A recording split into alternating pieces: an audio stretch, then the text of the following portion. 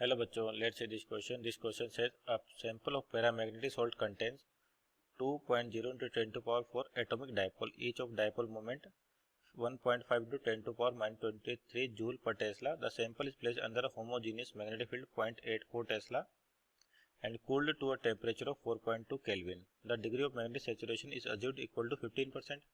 What is the total dipole moment approximate of the sample magnetic field 0.98 and temperature 2.8 Kelvin? Assume curies लो। तो यहाँ देखिए आपके पास किसी भी ऑब्जेक्ट के अंदर मान लीजिए कोई भी मेटल है और उसके बाहर कोई एक्स्ट्रा फील्ड लगाया जाता है, तो उसकी वजह से क्या होता है, मेटल के अंदर मैग्नेटिक फील्ड जनरेट होता है। और जो मैग्नेटिक फील्ड जनरेट हो रहा है वो किस पे डिपेंड करता है, आपके पास टेम्परेचर पे भी। अगर टेम्परेचर बढ़ाते हैं अपन तो क्या होता है, उसके अंदर के जो डायपोल है वो डिसअलाइन हो जाते हैं, तो मैग्नेटिक फील्ड की वैल्यू कम हो जाती है। तो ये किस में पता चलता है अपने को, क्यूरीज लॉ के अंदर। तो की कॉन्सेप्ट देखे अपने पास यहाँ पर, की कॉन्सेप्ट ये होगा आपके पास magnetic properties of matter, magnetic properties of matter.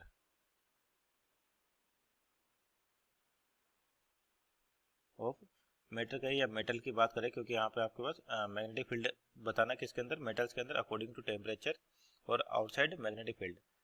तो क्या होता है, जैसे मान लिया आपके पास कोई भी ये आपके पास मान लिया पैरामैग्नेटिक सब्सटेंस है कोई भी, तो पैरामैग्नेटिक के अंदर क्या होता है कि आपके पास तो यहाँ पे डायपोल्स होते हैं, तो रेंडम अलाइन होते हैं आपके पास अलग अलग डायरेक्शन में इस तरीके से।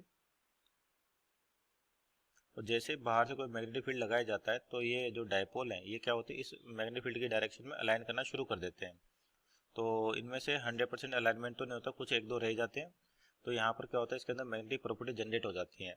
अब मान लो आपके पास जो टेम्परेचर है, अगर मान लिया अपन टेम्परेचर बढ़ा दें तो डायपोल का जो मिस अलाइनमेंट था वो क्या होता है, इंक्रीज हो जाता है, यानी कि रेंडमनेस क्या हो जाएगी, इंक्रीज हो जाएगी। रेंडमनेस ये क्या होती है, इंक्रीज हो जाती है।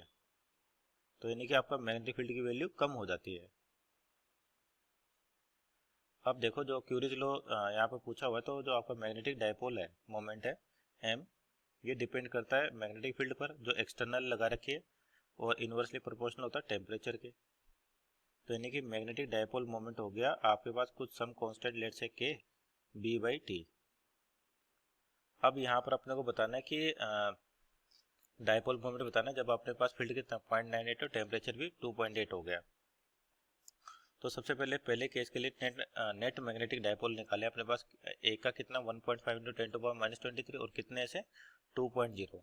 तो आपके पास यहाँ पर होगा नेट या total dipole moment, total dipole moment ये हो जाएगा आपके पास कितने दे रखे 2.0 इंटू 10 टू पावर 24 और एक का कितना है 1.5 इंटू 10 टू पावर माइनस 23। तो ये आ रहा है आपके पास 30 जूल पर टेस्ला। तो अगर टोटल डायपोल मोमेंट, अब इसमें से कह रहे हैं केवल डिग्री ऑफ मैग्नेटिक सेचुरेशन, यानी कि जो मैग्नेटाइजेशन हो रहा है। जैसे यहाँ पर कह रखा है ना कि आपके पास जो डायपोल रैंडम अरेंजमेंट होते हैं, एक्स्ट्रा फील्ड के कारण कुछ ही अलाइन होते, कुछ नहीं रह जाते।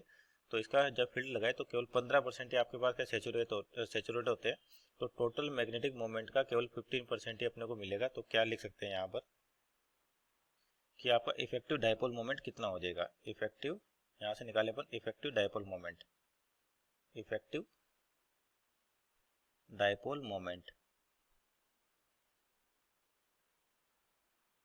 तो कितना परसेंट हो रहा है, केवल 15%, यानी कि 30 का 50% निकालें, यानी कि 15/100। तो यार आपके पास कितना 4.5 joule per Tesla.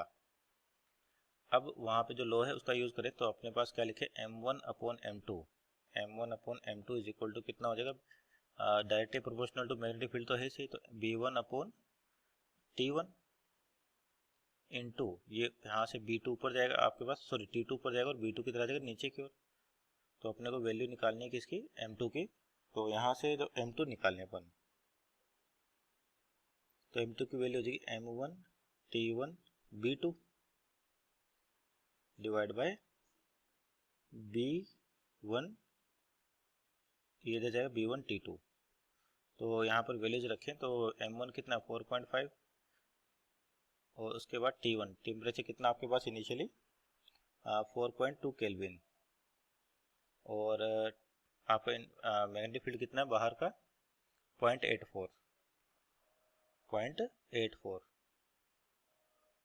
Divide by B1, sorry B2 आपका दे रखा है 0.98 है आपके पास, तो ये हो जाएगा 0.98 divide by B1 that is 0.84 और T2 कितना 2.8। तो इसको सोल्व करें तो आपका नेट मैग्नेटिक डायपोल आ जाएगा। तो ये सोल्व करने पर आया 7.85 joule per tesla. So our final answer is 7.85 joule per tesla. Option check करें तो ऑप्शन नंबर आपका यहाँ से option number 1 is our right answer. Hope you understood well, best of luck.